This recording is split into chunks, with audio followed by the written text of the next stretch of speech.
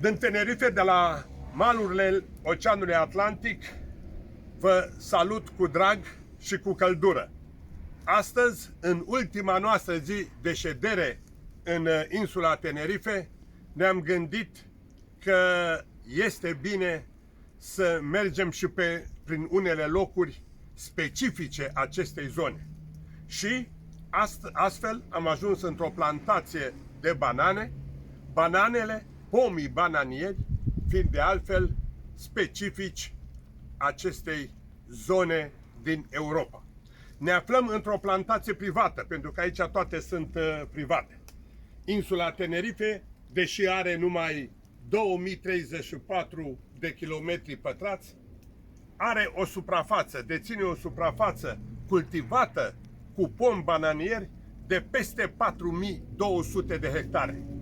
Peste 200.000 de tone de asemenea banane se produc anual în această insulă. Toate acestea ajung în marele lanțuri de hoteluri, în marele lanțuri comerciale de marketuri și supermarketuri. Nu sunt banane foarte, foarte mari, dar au un gust aromat, sunt hrănitoare și sunt foarte, foarte mult căutate. Acum vedeți și dumneavoastră, sunt verzi, sunt în plină dezvoltare, urmează a se coace definitiv. Ceea ce vreau să vă mai spun este faptul că m-a impresionat modul în care sunt îngrijite aceste plantații.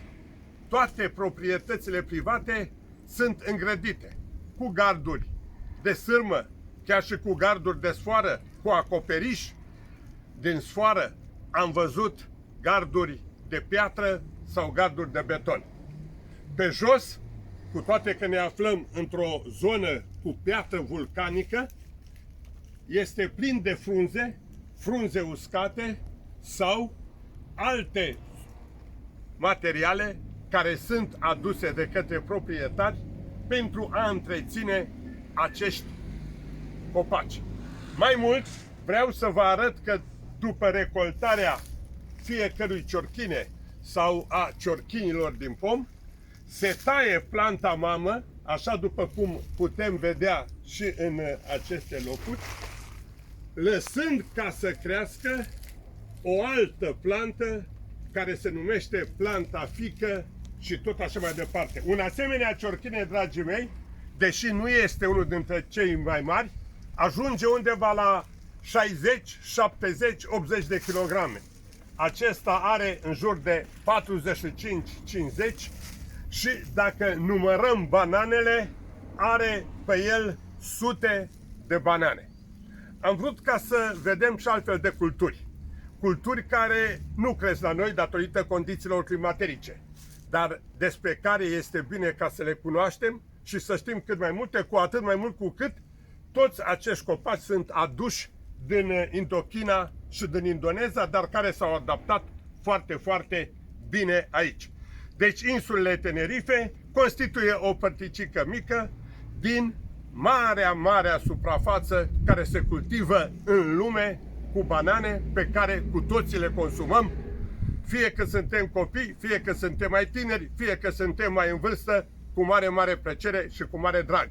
Această vizită a noastră a fost posibilă datorită prietenului și vecinului nostru bănățeanu, timișoreanu și crescut la Sân Mihaiul Român, Marius Mihuț, care este un investitor român care a reușit în Tenerife în timp de 12 ani, reușind ca să se facă cunoscut atât în această insulă cât și în împrejurim.